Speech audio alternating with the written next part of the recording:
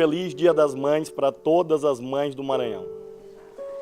Meu bebê era um bebê sorridente, manso, carnavalesco. Ele gostava de carnaval e gosta. Aqui foi na Rua de Santana, quando a gente morava ali, onde é o Cantinho Doce. A gente morava ao lado do Cantinho Doce, sobradinho ali, os avós embaixo e nós em cima. E aqui essa paisagem é muito conhecida.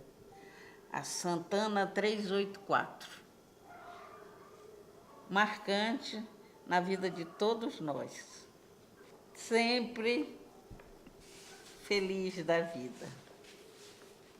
Ó, meu bebê. Era um bebê muito querido. E minha mãe e minha avó, eu sempre faço questão de frisar isso, porque as duas foram muito presentes, né? Minha mãe mais ainda do que a minha avó, porque a minha avó ainda cobrava a lição de casa, não sei o quê. Minha mãe era mais a instância mesmo do carinho, tudo.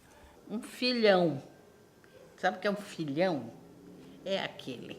Eu lembro que eu com 6, 7 anos, mais ou menos, eu obrigava ela toda noite a contar a mesma história. E ela contava a mesma história e eu invariavelmente ficava emocionado com a história dele. Era um pintinho que fugia de casa.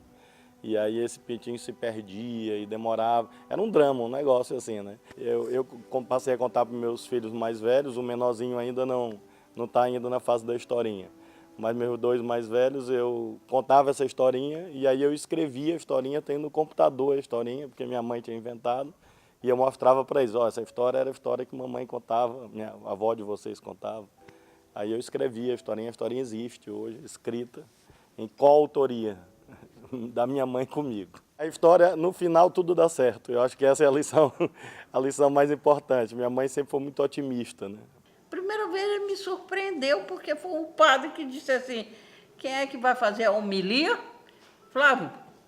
E ele foi lá na frente fazer a homilia. Foi a primeira vez que eu falei em público, na minha vida. Tremia de alto a baixo, claro, e nunca esqueci por isso, né? Um garotinho magrinho, era bem magrinho mesmo. Ele foi lá na frente, fez a homilia muito bem. Aquilo eu fiquei surpresa, porque eu nunca tinha visto. Com 15 anos eu achava que eu era dono do meu nariz. E agia assim, que eu era dono absoluto do meu nariz. E sempre tive muita liberdade para pensar com a minha própria cabeça. E isso eu acho que é o principal legado, tanto do meu pai como da minha mãe. Eles sempre deram muita liberdade, assim, uma liberdade responsável, mas sempre acreditaram muito nos filhos. Quando ele fez concurso para juiz, eu fiquei muito surpresa. Mãe, vou fazer concurso para juiz. Juiz? Tu não tem jeito de juiz, meu filho. Pelo amor de Deus. Juiz é uma carreira bem... Não, eu quero. E foi, e ganhou o primeiro lugar e tudo. Também, quando ele me avisou que ia sair, tem certeza? Eu só faço perguntar isso, tem certeza? Porque eu não quero ninguém chorando e nem dizendo que está arrependido. Porque vai me ouvir. Mas ele gosta. E o que é de gosto, meu filho? Regala a vida, dizemos mais antigos do que nós. Que ele gosta e sabe fazer política.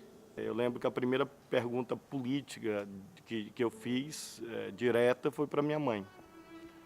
Exatamente quando saiu uma notícia no Jornal Nacional, eu lembro bem o dia. Eu perguntei o que era anistia.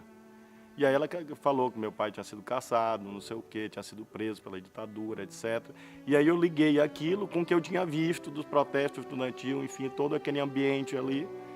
E a partir daí eu passei ainda evidentemente sendo criança, mas e sempre levando a minha vida de criança normal, mas passei também a acompanhar a política. Gosta do que faz, ama o que faz e principalmente é amigo, amigo dos amigos e amigo, acho que até dos inimigos, que tem hora que eu reclamo. O quê? Tu ainda dá cartaz? Não, não é assim. Ele diz, comigo não, comigo é na sola. Mas ele é amigo, amigo mesmo.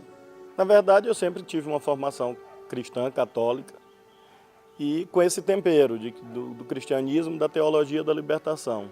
E foi esse caminho que acabou me conduzindo aos partidos de esquerda, a luta social, o movimento estudantil, etc. E a missa, agora mesmo com o falecimento do filho, ele buscou muito apoio da igreja, muito de pessoas que da igreja mesmo, católica ou não católica, cristã, porque através da leitura e da amizade. Isso para ele foi uma força muito grande. Todas as vezes que eu falo com ela por telefone, e ela sempre diz no começo e no fim, cuidado meu filho, cuidado meu filho. Aí eu até penso de dizer para ela que eu tenho 46 anos, né? Mas eu respeito, como eu sou pai, eu sei o que esse cuidado significa, né? Então ela está muito angustiada, muito aflita, porque ela sabe que infelizmente nessa política maranhense acontece de tudo. Coisas que não deveriam acontecer, infelizmente acontecem. E isso deixa ela com o amor de mãe, transforma isso em angústia, né? E eu tento acalmá-la. Ele sempre foi bem, como é que eu digo, assim, sensível a resolver esses problemas de empregados, de vizinhos, de colegas. Ele sempre ouvia e vinha e conversava, porque está assim, o que pode fazer, o que ele devia fazer. Mas isso ele tem continuado na vida dele toda a ser assim. Muito, muito, muito interessado e atencioso. Atencioso com os outros, com os problemas dos outros. Ele, às vezes, até esquece dele mesmo.